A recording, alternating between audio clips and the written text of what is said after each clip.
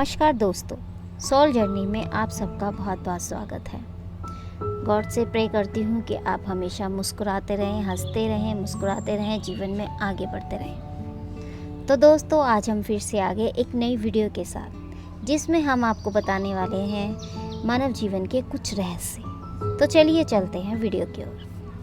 दोस्तों, जैसे कि हम आपको अपनी लास्ट वीडियो में बता चुके हैं कि 84 लाख योनियों से मुक्त होने का मार्ग ही है मानव योनि। इसके अलावा कोई मार्ग नहीं। मानव शरीर दुर्लभ तो है, बट एक क्षण का भी इसका कोई भरोसा नहीं। भगवान ने हमें ये मानव रूपी जीवन हमें दिया तो है, परंतु साथ ही एक काल रूपी भय भी इसके साथ लगा दिया है। इट्स मीन मानव जीवन एक डायमंड के समान है और काल रूपी चोर इसके पीछे लगा दिया है, और न जाने कब किस दिन वो मृत्यु आ जाए और हमारी चोरी करके ले जाए। दोस्तों, एक जीव जब माँ के गर्भ में आता है तो बहुत ही कष्ट भोगता है। 9 महीने तक वो माँ के गर्भाशय में दुख भोगता है। माँ का गर्भाशय जो कि एक छोटा सा प्लेस है, जिसे 9 माह तक उसमें रहना होता है, जो कि आसान नहीं होता। ना तो वो करवट ले सकता, ना वो बोल सकता। वहाँ घना अंधकार होता है, जहाँ उसे छोटे छोटे कीटाणु खाते रहते हैं। और दुख की बात यह है कि इतने घने अंधकार में, इतनी गंदगी में, जहाँ पोटी तक पड़ी होती है, कीटाणु उसे काट रहे होते हैं। इतना भुगतने पर भी वो किसी से कुछ नहीं कह पाता। उसकी माँ, जो माँ बनने की खुशी में झूमती रहती है, उसका पिता, मैं फादर बनने वाला हूँ, हैप्पी होकर घूमता है। उसके दादा दादी की खुशी का कोई ठिकाना ही नहीं होता, बहुत खुश होते हैं हमारा नाती आएगा, और जिसकी खुशी सब मना रहे होते हैं। और वो जीव रो रहा होता है। वो हाथ जोड़कर ईश्वर से कहता है, हे ईश्वर, तूने मुझे किस नर्क में भेज दिया है। वो चीखता है, चिल्लाता है और गॉड से बोलता है, हे भगवान, मुझे इस नर्क से निकालो। तो गॉड कहते हैं, तुझे इस नर्क से निकाल दिया तो तू क्या करेगा। वो कहता है, ईश्वर, मैं तो कुछ करने लायक ही नहीं हूँ। गॉड कहते हैं, जब तुझे मानव योनि में भेजूँ तो तू ऐसे कर्म करना कि तुझे कभी मानव योनि में न जाना पड़े।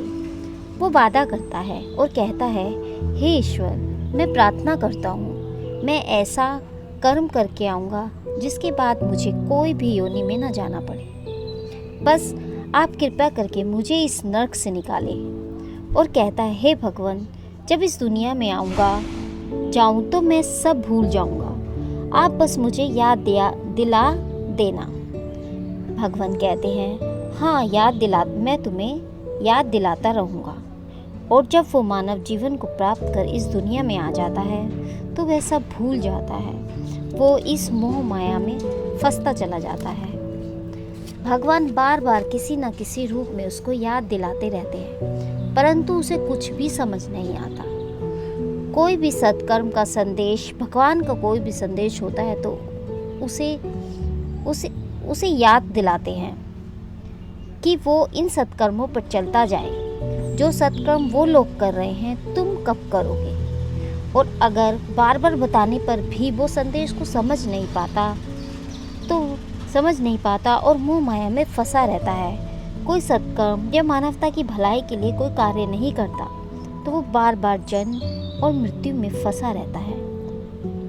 फिर से जन्म लेता है। उसे सोचना चाहिए कि हम अपना जीवन बिताने में क्या क्या कर रहे हैं।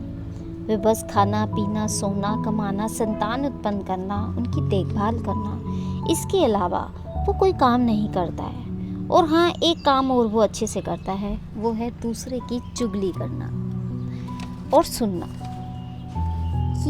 वो यह भूल जाता है कि चुगली करना और सुनना भी एक तरह का पाप ही होता है, जिसे करना उसे बहुत ही इंटरेस्टेड लगता है।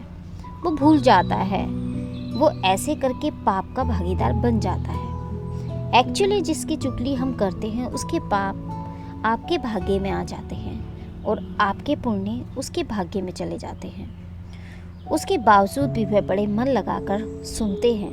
पता नहीं कहाँ जा रहा है, हम किस दिशा में भाग रहे हैं, उसे कुछ पता नहीं होता और वो जन्म जन्मांतर तक इस चक्र में फंसता ही चला जाता है। तो दोस्तों, ये थी एक छोटी सी वीडियो। उम्मीद करती हूँ कि आपको ये वीडियो पसंद आई होगी। अगर आपको ये वीडियो पसंद आए तो इसे लाइक, शेयर और सब्सक्राइब करना ना भूलेगा। Thanks for watching.